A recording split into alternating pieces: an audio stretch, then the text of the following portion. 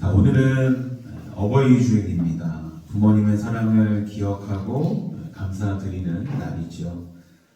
우리의 아버지이신 하나님께서 우리를 사랑하사 부모님이라는 존재를 통해서 하나님의 사랑을 깨달을 수 있도록 인도하셨음에 감사하는 그런 시간이 되셨으면 좋겠습니다. 오늘 그 사랑을 기억하며 보이지 않는 손길이라는 제목으로 함께 하나님 말씀 나누기를 소원합니다. 어느 고아원에서 있었던 일입니다. 한 유명한 화가가 그곳을 방문했는데 마침 한 아이가 울고 있었습니다. 너무 가여워서 다가가서 물었습니다. 얘야, 왜 울고 있니? 아이는 이렇게 대답했습니다. 돌아가신 엄마가 물려주신 손수건에 그만 잉크를 쏟았는데요. 아무리 빨아도 지워지지 않아서 너무 슬퍼요. 이 화가가 며칠만 빌려주면 내가 꼭 돌려주겠다라고 말했고요. 며칠 후에 소포가 왔습니다. 잉크 자국으로 얼룩진 손수건 위에 화가가 멋진 무늬를 그려 넣어서 그 수건은 단순한 천조각이 아닌 아름답게 만들어진 수건이 되었습니다.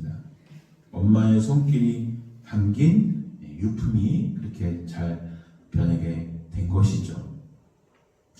오늘 어버이 주일을 맞아서 저는 이런 생각을 해봅니다. 우리 각자의 인생에도 그런 손길이 있지 않았을까?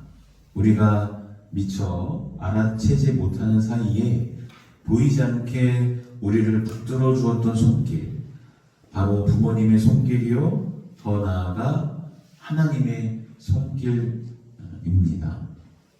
오늘 본문 출애굽기 2장 1절로 10절에는 하나님의 손이라는 단어가 명시적으로는 등장하지는 않습니다.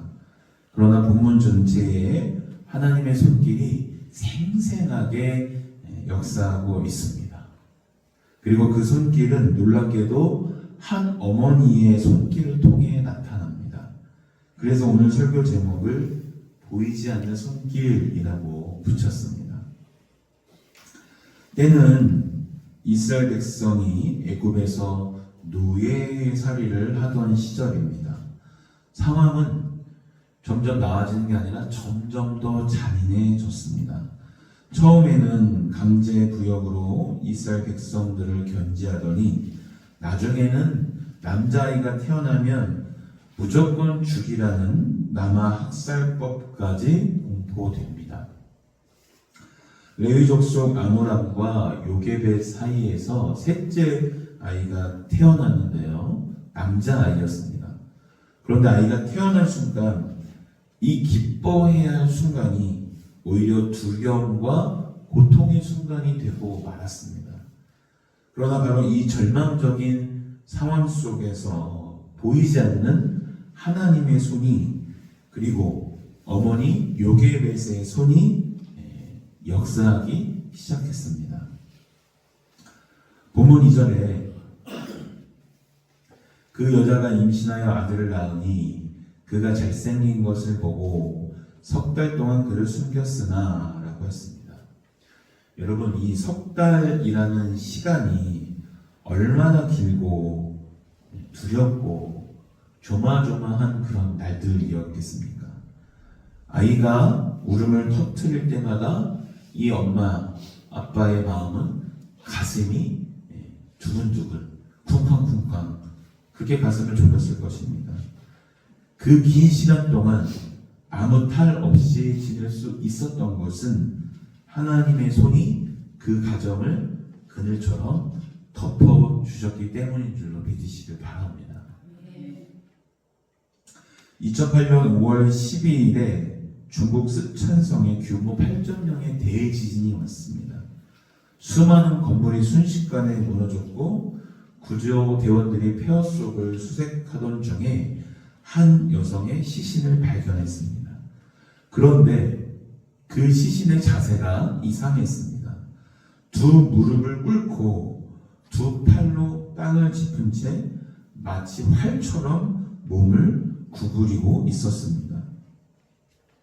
구조대원들이 조심스럽게 자네를 치우자 그 품 안에 작은 아기가 담요에 쌓여서 평안히 잠들어 있었습니다. 어머니의 몸이 건물이 되어서 아이를 지켜낸 것입니다. 아이 곁에는 어머니의 휴대폰이 있었고 화면에는 마지막으로 작성한 문자 메시지가 떠 있었습니다. 아가야, 네가 살아있다면 이것을 기억해다오. 엄마는 너를 사랑한다. 이 소식이 전해지자 전 세계 사람들이 눈물을 흘렸습니다. 어머니는 이미 숨을 거둔 후였지만 그 팔은 끝까지 그 아이를 놓지 않았습니다. 이것이 보호하는 손입니다. 끝까지 놓지 않는 손. 하나님이 우리를 붙드시는 방식이 바로 이러합니다. 여러분, 오늘 이 자리에 계신 부모님들을 생각해 보십시오. 우리가 어린 시절 아무 걱정 없이 잠을 자는 동안 부모님은 무엇을 하고 계셨을까요? 밤새 우리 곁에서 열이 내리기를 기다리셨고 새벽에 일어나 우리를 위해 기도하셨습니다. 우리가 느끼지도 알지도 못하는 사이에 부모님의 손은 우리를 보호하고 있었습니다. 저도 어렸을 때 뭔가를 잘못해서 어머니한테 종아리를 연신 두들겨 맞은 적이 있었습니다. 훌쩍훌쩍 울다가 잠들었는데 뭔가 종아리에 미끈한 것이 느껴지더니 손으로 그것을 이렇게 제 다리를 펴서 바르는 느낌이 들었어요. 종아리 맞은 게 분하기도 하고 잠도 오고 그래서 그냥 쭉 자버렸는데요.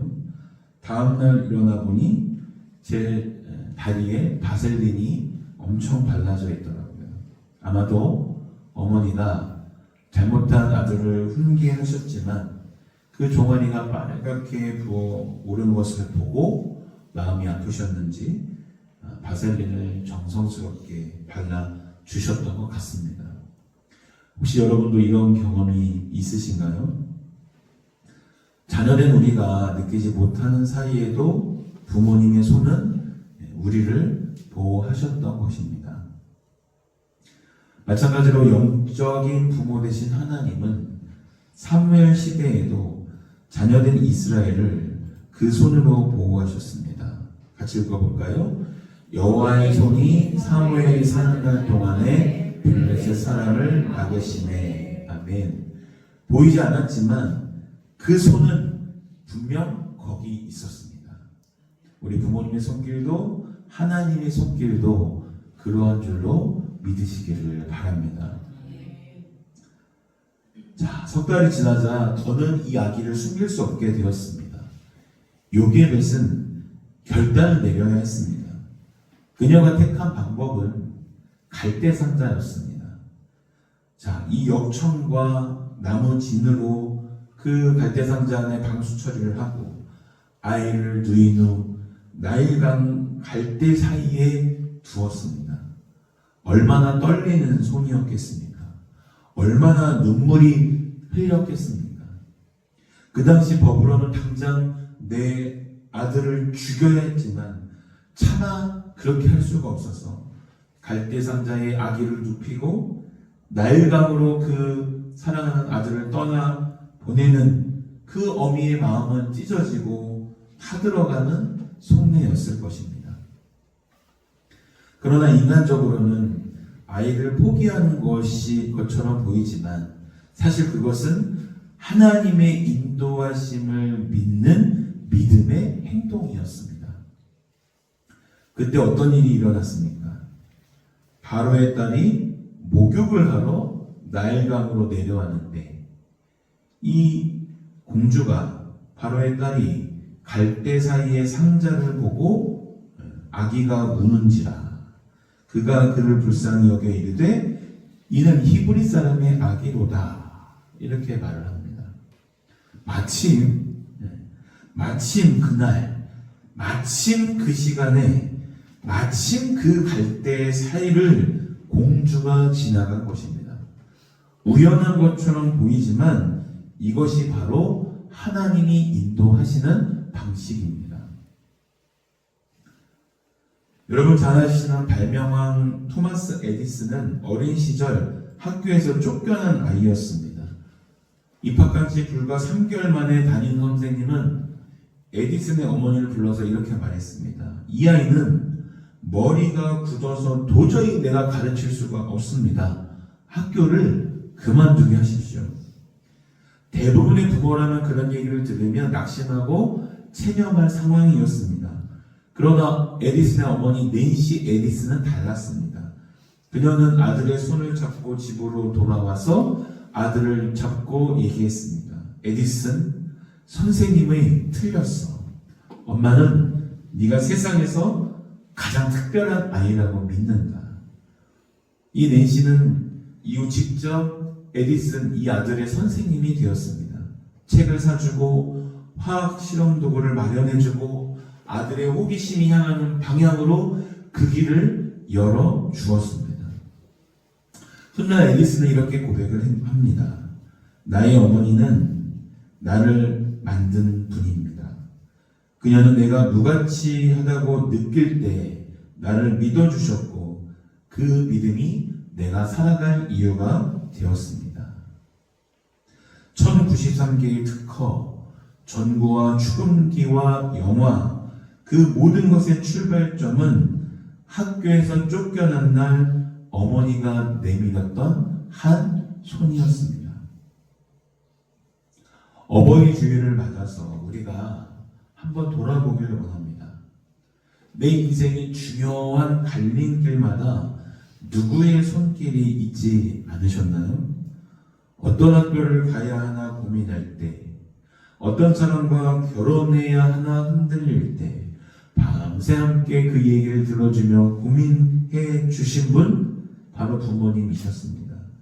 그 손길이 곧 하나님이 우리를 인도하신 통로였는 줄로 믿으시기를 바랍니다. 우리 시편 139편 10절을 같이 읽어보겠습니다. 거기서도 주의 손이 나를 인도하시며 주의 오른손이 나를 붙드시리이다. 아멘. 그렇습니다. 우리가 어떤 상황에 어떤 형편에 처하든지 하나님의 오른손이 우리를 붙드시고 인도하시는 줄로 믿으시기를 간절히 소망합니다. 본문 9절에 바로의 딸이 그에게 이르되 이 아기를 데려다가 나를 위하여 젖을 먹이라. 내가 그 삭슬 주리라. 여인이 아기를 데려다가 젖을 먹이더니 했습니다. 모세의 어머니 요게벳은 죽음의 위협 속에서 그 아들을 포기해야 했습니다. 그런데 하나님은 그 아이를 도로 그 어머님의 품에 돌려보내셨습니다. 그것도 월급을 받아가며 키울 수 있도록 해주셨습니다.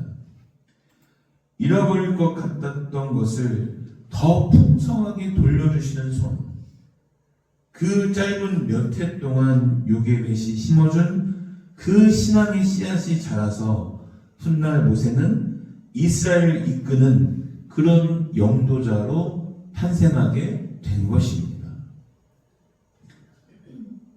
오늘 이 자리에서 부모님 여러분들께 여쭤보고 싶습니다.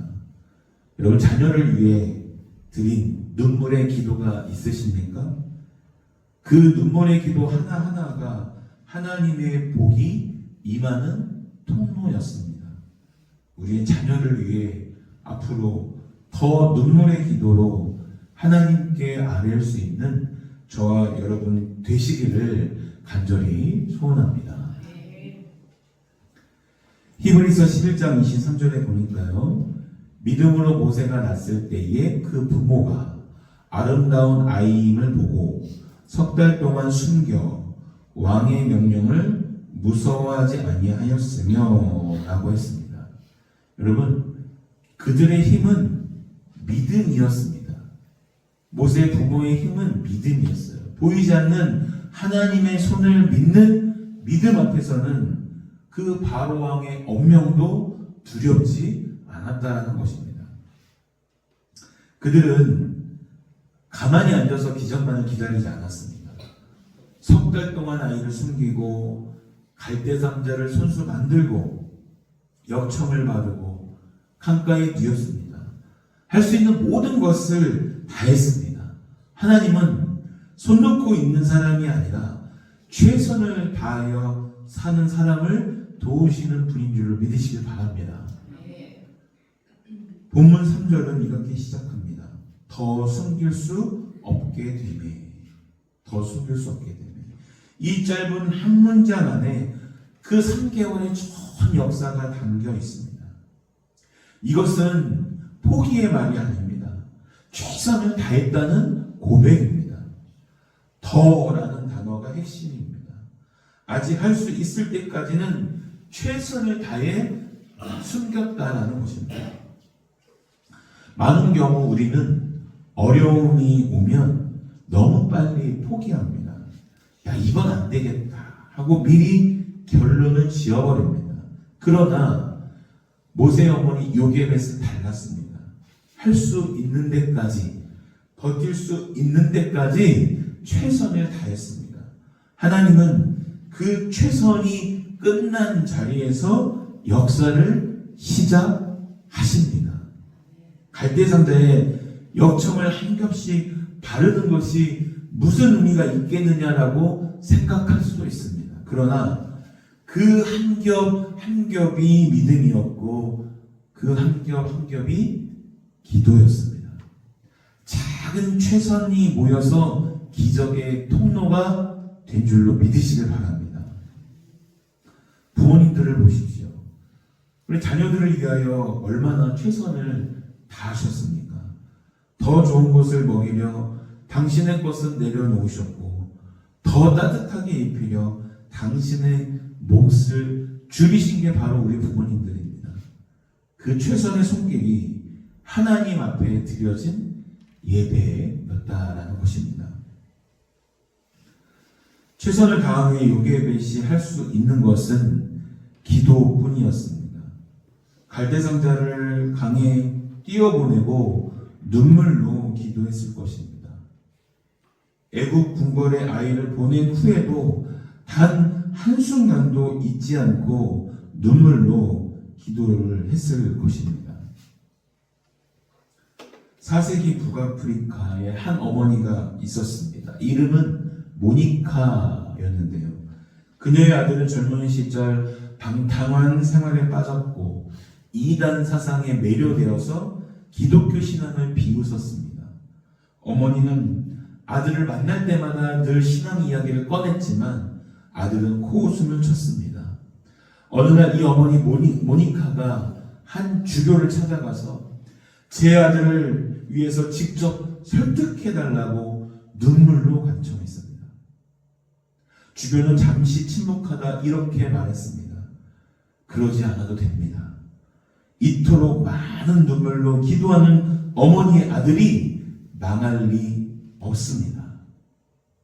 모니카는 그 아들을 위해 17년을 눈물로 기도했습니다. 그 아들이 바로 기독교 역사상 가장 위대한 신학자 중 한 명 아우구스 티누스입니다. 훗날 그는 고백록에서 이렇게 적었습니다. 주님, 당신은 저를 당신 자신을 위해 만드셨습니다. 그래서 저의 마음은 당신 안에서 안식을 얻기까지 쉬지 못합니다. 방탕한 아들을 성자로 만든 것은 설득도 책망도 아니었습니다. 한 어머니의 17년 동안 포기하지 않았던 기도였던 것입니다. 어머니의 기도, 아버지의 기도는 무엇보다 강한 무기인 줄로 믿습니다. 혹시 오늘 이 자리에서 자녀를 위해 드려온 기도가 여러분 생각나십니까? 그 기도가 우리의 자녀의 인생을 붙들어 온 보이지 않는 하나님의 손이었음을 믿으시기를 바랍니다. 그렇게 오늘 우리 주님은 우리에게 이렇게 말씀하세요. 너는 내게 부르짖으라 내가 내게 응답하겠고 네가 알지 못하는 크고 은밀한 일을 내게 보이리라. 그렇게 우리에게 도전하고 계십니다. 이제 사랑하는 우리 성도님들 모두가 여러분들의 자녀들, 손주들을 위해서 하나님께 더 부르짖으시고 눈물로 기도하실 수 있기를 바랍니다. 17년간 방황하는 아들을 위해 기도한 그 어머니 모니카처럼 여러분의 자녀들, 후손들을 위해 포기하지 말고 그 영혼들이 구원받을 수 있도록, 그 영혼들이 하나님 앞에 귀히 쓰임 받을 수 있도록 더욱 기도에 정진하는 여러분들 다 되시기를 간절히 바랍니다. 자, 최선을 다하고 기도한 후에 요게벳은 더 이상 할 수 있는 것이 없었습니다. 그래서 하나님께 그 자녀를 의탁했습니다. 본문 4절에 보니까 그의 누이가 어떻게 되는지를 알려고 멀리 섰더니 했습니다. 아이를 갈대 상자에 누이고 최선을 다하고 기도한 후에 하나님이 어떻게 하실지 지켜본 것입니다. 그것이 바로 의탁입니다. 의탁. 본문을 다시 보면 요게벳은 갈대 상자를 그냥 강에 흘려 보내지 않았습니다. 갈대 사이에 두었습니다. 갈대 사이에 두었다는 것은 떠내려가지 않도록 고정했다는 거예요. 흘려보낸 것이 아니라 그 갈대 상자를 갈대 숲 있는 그 물에다가 두었습니다. 그 행동 안에 신학이 있습니다. 완전히 포기한 것도 아니고 꼭 붙들고 있는 것도 아닙니다. 하나님께 올려드리되 최선의 자리에 놓아 드린 것입니다. 여러분, 의탁이란 이런 것입니다. 내 손을 놓는 것이지만 아무데나 던져버리는 것이 아닙니다. 가장 좋은 자리에 가장 정성스러운 손길로 올려놓고 하나님의 손에 맡겨드리는 것입니다. 요게벳은 그 갈대 상자를 갈대 사이에 두면서 이렇게 기도했을 것입니다. 하나님, 제가 할 수 있는 것은 여기까지입니다. 이제는 당신의 손에 맡깁니다. 하나님은요, 우리에게 가장 좋은 것을 가장 좋은 때에 가장 좋은 방법으로 주시는 줄로 믿으시기 바랍니다.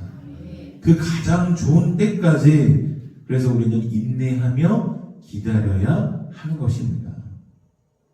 여러분, 모세는 위대한 영도자였습니다.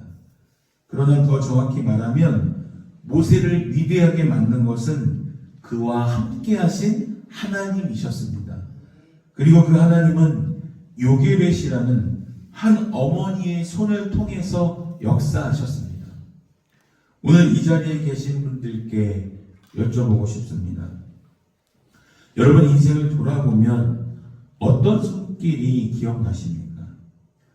추운 겨울 이불을 덮어주던 손, 아플 때에 이마를 짚어주던 손, 밤새워 공부하는 자녀 곁에 조용히 야식을 놓고 가던 손, 새벽 어둠 속에서 혼자 무릎을 꿇고 기도하던 손, 그 손이 바로 보이지 않는 하나님의 손이었고 이 땅에서 하나님이 역사하시는 방식이었습니다. 스촨성의 그 어머니처럼 마지막 순간까지 자녀를 품으려고 했던 손, 에디슨의 어머니처럼 세상이 포기한 자녀를 향해서 나는 너를 믿는다라고 말하며 내밀었던 그 손, 모니카처럼 17년을 눈물로 기도하며 놓지 않았던 그 손 뒤에는 우리 하나님의 손이 함께하고 있었습니다. 오늘 어버이 주일 우리 모두 그 보이지 않는 손길에 감사드리는 그런 시간이 되시기를 바랍니다. 부모님의 은혜에 감사하고 그 은혜보다 더 크신 하나님의 은혜에 감사하며 우리도 그 손길을 다음 세대에게 이어가는 복된 삶을 우리 여러분들 다 살아가실 수 있기를 주님의 이름으로 간절히 축원드립니다.